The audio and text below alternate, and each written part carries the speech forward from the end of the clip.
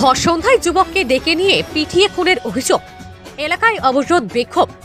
ভর সন্ধ্যায় যুবককে পিটিয়ে খুনের ঘটনায় চাঞ্চল্য ছড়ালো গোপালনগর চৌবেরিয়া এলাকায়। মৃত যুবকের নাম আমির হোসেন মণ্ডল ওরফে কটা, বয়স 43, বাড়ি গোপালনগর থানা চৌবেরিয়া মেঠপাড়া এলাকায়। সোমবার সন্ধ্যায় এই ঘটনাটি ঘটেছে চৌবেরিয়া নিমতলা বাজার শ্মশান সংলগ্ন এলাকায়। এই ঘটনায় ইতিমধ্যেই বনগাঁ পুলিশ জেলার অন্তর্গত গোপালনগর থানার পুলিশ প্রসেনজিৎ সরকার সহ দুজনকে আটক করে জিজ্ঞাসাবাদ শুরু করেছে।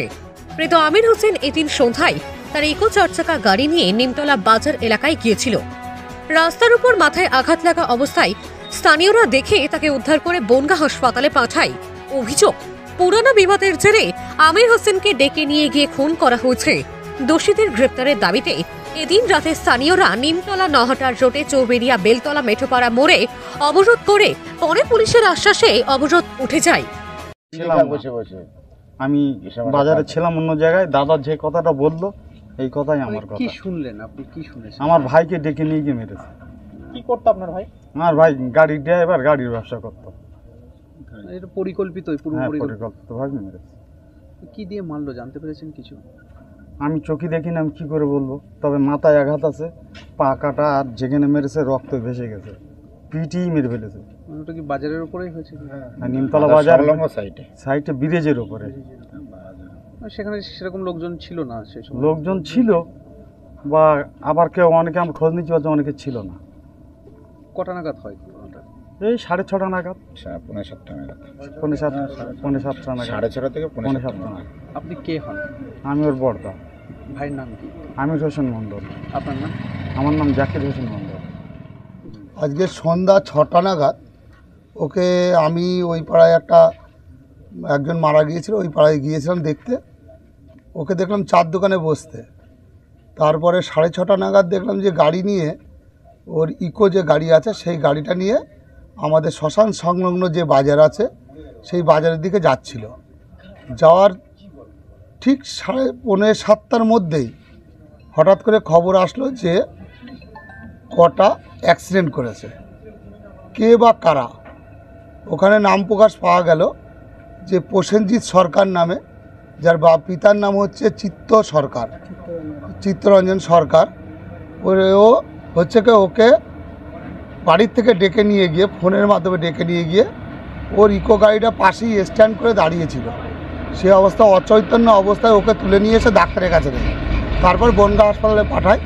বনগাঁ হাসপাতালে থেকে খবর আসে যে ও আর আমাদের মধ্যে নেই। এই হচ্ছে আমাদের মূলত এই ঘটনা। এখনো গন্ডগোল ছিল দুজনের মধ্যে, এই প্রসেনজিৎ কথা পূর্ব পরিকল্পিত কোনো শত্রুবশতই এটা ডেকে নিয়ে গেছে আমাদের ধারণা। এরপরে এলাকার মানুষ উত্তেজিত হয়েছে, সেখানে পথ অবরোধ হয়েছে। এলাকার মানুষ চাইছে অবিলম্বে আসামিকে অ্যারেস্ট করা হোক। মারলো কি দিয়ে? মারলো যে কি দিয়ে, এটা মাথা, আমরা রক্তাক্ত অবস্থায় দেখেছি তাকে। মাথায় আঘাত আছে এটাখানে দেখেছি, আর পায়ে আঘাত আছে এটা দেখতে পেরেছি। আরও অনেকেই আছে, একা পক্ষে তো সম্ভব না মেরে ফেলে দেওয়া, সঙ্গে আরও অনেকেই আছে। থানাতে কাদের নামে অভিযোগ আছে? থানায় অভিযোগ করছে, এখনও সম্পূর্ণ কমপ্লিট হয়নি। থানায় অভিযোগ প্রসেনজিতের নামটাই পাওয়া গেছে, আরও অনেকে বলেই এরকম নাম দিয়েছে। তার পরিবারের লোক এসছে, তারা বলতে পারবে। আপনার নাম? আমি তপন হাজার, চৌড়ে 1 নম্বর গ্রাম পঞ্চায়েতের প্রধান। কি বলবো, তো আমি তো ভাষাই খুঁজে পাচ্ছি না। আর ভাইটার তো যেখানে মেরেছে দেখলাম শুধু রক্ত বেশি রয়েছে। কিভাবে জানতে পারলেন ভাইকে মেরেছে? যেখানে মেরেছে তার থেকে বাজারে আমি আত্মীয়ের সঙ্গে গিয়েছিলাম, যে আমরা ফল কিনেছিলাম আর কি। ফল কিনে আসছি, তেমাতার মোড়, ওই জায়গাটা তেমাতা, তো একজন বলছে তোর ভাইকে মেরে ওখানে ফেলে রেখেছে, দেখ 28 নম্বর বাস স্ট্যান্ডের সামনে। আমি ওখানে এসছি, এসে দেখি তখন আমার ভাই নেই, ওখানে রক্ত। তারপর ফোন গেল যে তোর ভাইকে চৌবেড়ির তাপই ডাক্তারের কাছে নিয়ে গেছে। এসে দেখি তাপই ডাক্তার এখানে শোয়ানো আছে, কোনো সারা শব্দ নেই আমার ভাইয়ের। তারপর বনগাঁ হাসপাতালে নিয়ে আসি। এরপরে কি ক্ষোভ দেখায়? তারপর ওই দিকটায় কি হয়েছে না হয়েছে আমরা কিছুই বলতে পারবো না। কি নিয়ে গন্ডগোল? যত সময় আর্থিক লেনদেন। আর্থিক লেনদেন হতে পারে।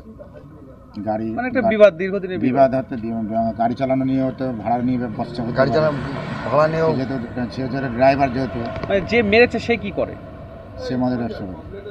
কি করে? মদ বেচে যাবে। মাদক ব্যবসায়ী। আরে মাদক দ্রব্য ব্যবসা করে, বলে দাও। মাদক দ্রব্য ব্যবসা করে, তারপর আর একজন বাইরে থাকে। নাম কি তাদের নাম কি? আমি একটারই নাম জানি, যেটা বাইরে থাকে ওর নাম প্রসেনজিৎ। আর ওর সাথে জড়িত আছে অনিমেষ মণ্ডল, অনিমেষ বিশ্বাস। অনিমেষ বিশ্বাস আরেকজন আছে সাথে। দুটো নাম পেয়েছি আমরা আপাতত। আপনার নামটা বলবেন? আমার নাম ইমান হোসেন মণ্ডল।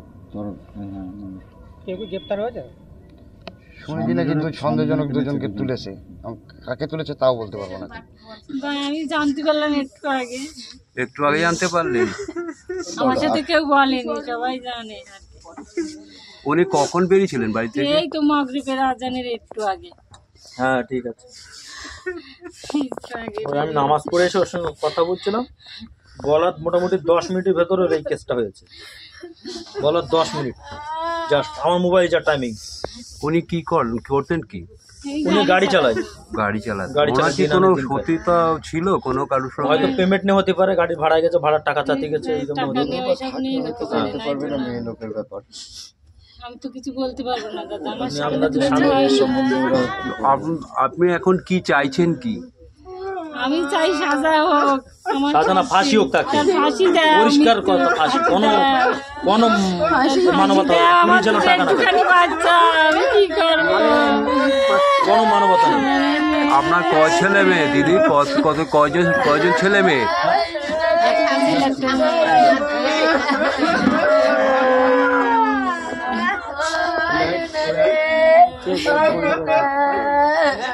আপনার নাম কি আর আপনার স্বামীর নামটা বলবেন?